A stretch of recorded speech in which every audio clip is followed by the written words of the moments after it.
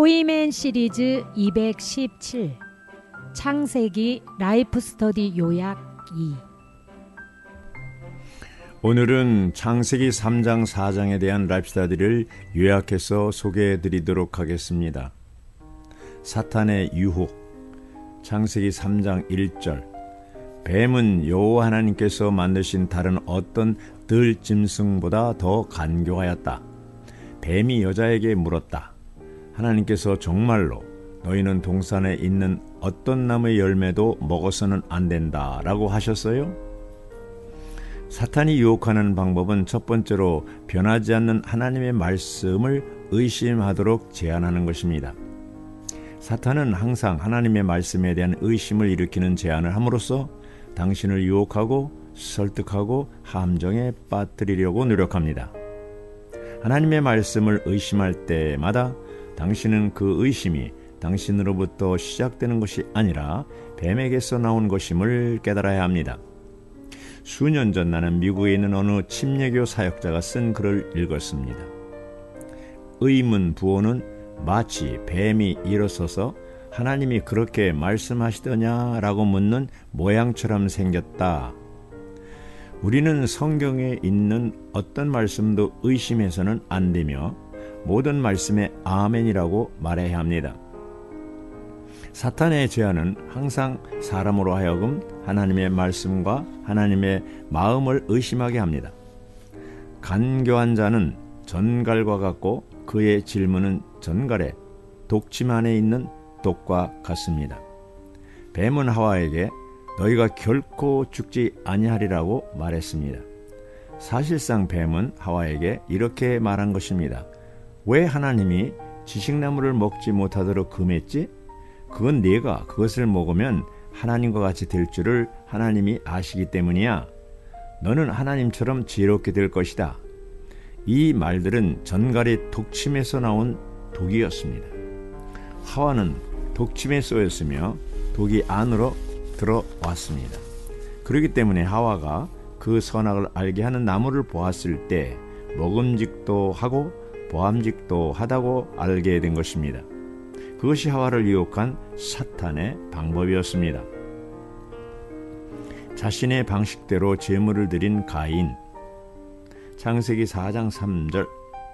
얼마 후에 가인은 땅에서 거둔 산물을 여호와께 제물로 바쳤고 5절 상반절. 가인과 그의 제물은 받아들이지 않으셨다. 가인은 주제넘게 자신의 관념에 따라 하나님을 섬겼습니다. 창세기 3장에는 땅의 소산으로 제물을 삼아 하나님께 드려야 한다는 말씀이 없습니다. 하나님은 그분의 의의 요구를 만족시키기 위해 피 흘릴 수 있는 제물을 관심하시며 타락하고 벌거벗은 사람을 가릴 수 있는 희생양의 가죽을 관심하십니다.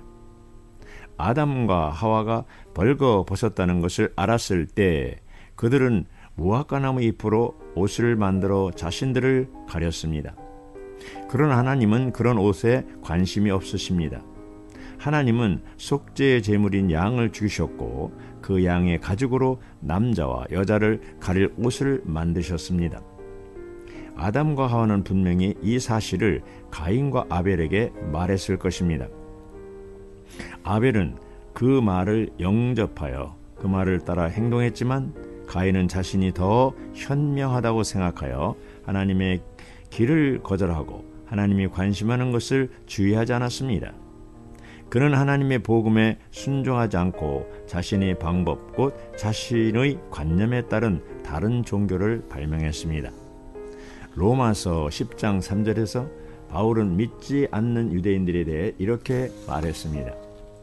그들이 하나님의 의를 모르고 그들 자신의 의를 세우려고 힘씀으로써 하나님의 의에는 복종하지 않았기 때문입니다. 가인은 그들의 선주자로서 자신의 의를 세움으로 그리스도를 의로 취해야 하는 하나님의 방법에 불순종한 본을 남겼습니다. 우리가 그리스도 밖에서 하나님을 기쁘게 하기 위해 선을 행하려고 노력할 때마다 하나님의 시각에서는 우리가 가인의 발자취를 따르고 있는 것입니다. 하나님의 계시에 의하면 우리가 자신의 방법대로 하나님께 경배하는 것은 그분을 모욕하는 것입니다. 하나님의 방식대로 제물을 드린 아벨. 창세기 4장 4절. 아벨도 자기의 양떼 가운데서 첫 새끼, 특별히 그것의 기름진 부분들을 제물로 바쳤다. 여호와께서 아벨과 그의 제물은 받아들이셨으나 아벨은 그의 관념과 사상과 방법이 아닌 하나님의 구원의 방법에 따라 제물을 드렸습니다. 그는 하나님이 주신 계시에 따라 하나님을 경배했던 것입니다. 가인과는 달리 아벨은 자신의 양떼 중 첫 새끼를 드렸습니다. 그가 기름을 하나님께 드렸을 때 제물은 죽었을 것이고 피를 흘렸을 것입니다. 왜냐하면 양이 죽지 않는다면 하나님께 기름을 드릴 수 없기 때문입니다. 아벨은 자신에게 피를 흘릴 수 있는 제물이 필요함을 알았습니다. 그는 자신이 타락한 부모에게서 태어났으며 하나님의 편에서 볼 때 자신이 악하며 죄가 있고 더럽혀졌다는 것을 알았습니다. 그래서 아벨은 구속을 위한 피와 하나님의 만족을 위한 기름이 있는 첫 새끼를 드렸습니다. 의심할 것 없이 아벨은 부모의 가르침에 따라 이렇게 했습니다. 이것은 하나님을 경배하는 것이 자신의 방법이 아닌 하나님의 신성한 계시에 따른 것이었으며 자기의 관념에 따른 것이 아니었음을 보여줍니다. 민수기 18장 11절에 의하면 그리스도의 예표인 소나 양의 첫 새끼는 이스라엘 백성들이 먹을 수 없었습니다. 그것들은 하나님께 드리는 것이었습니다. 그러므로 예표론에서 볼 때 아벨은 그리스도를 하나님께 드린 것입니다. 우리에게는 정결하게 하는 그리스도의 피와 우리를 덮는 그리스도의 자신이 필요합니다. 공허하고 깨지기 쉬운 사람. 창세기 4장 2절 상반절. 하와가 또 가인의 동생 아벨을 낳았다. 4장 26절. 셋에게서도 아들이 태어났는데 셋은 그의 이름을 에노스라고 하였다. 그때부터 사람들이 여호와의 이름을 부르기 시작하였다. 창세기 4장에서 우리는 특별한 의미를 가진 두 이름을 볼 수 있습니다. 첫 번째 이름은 공허함을 뜻하는 아벨입니다. 사람이 타락한 결과 인생은 공허해졌습니다. 오늘날의 사람들을 보십시오. 바쁘게 움직이지만 그들 안에는 무언가 비어있고 공허함이 있습니다. 그들 속 깊은 곳에 허무함이 있습니다. 사회적인 지위에 상관없이 아무리 재산이 많고 성공했다고 하더라도 여러분이 밤이나 아침 일찍 혼자 조용히 앉아있을 때 당신 안에는 무언가 비어있음을 느낄 것입니다. 그러한 허무함이 지금 제가 말하는 공허함입니다. 그러므로 솔로몬 왕이 헛되고 헛되며 헛되고 헛되니 모든 것이 헛되도다. 사람이 해 아래서 수고하는 모든 수고가 자기에게 무엇이 유익한고라고 말한 것입니다. 하나님이 없는 타락한 사람들인 우리는 우리의 어떠함과 소유한 모든 것과 행하는 모든 것이 험하다는 것을 깨달아야 합니다. 우리는 다만 공허하고 허무한 사람일 뿐입니다. 의미 있는 특별한 두 번째 이름은 부서지기 쉬운 죽어야 마땅한 사람을 뜻하는 에노스입니다. 사람이 타락한 후에 인생은 공허해졌을 뿐 아니라 부서지기 쉽고 죽게 되었습니다. 우리는 자신이 부서지기 쉽고 이약하고 깨지기 쉽다는 것을 인정해야 합니다. 우리는 얼마나 쉽게 부서지는지요. 또한 사람은 죽을 수밖에 없습니다. 어느 누구도 자신이 일주일을 더 살 것이라고 장담할 수 없습니다. 아무도 내일을 모르는 것입니다.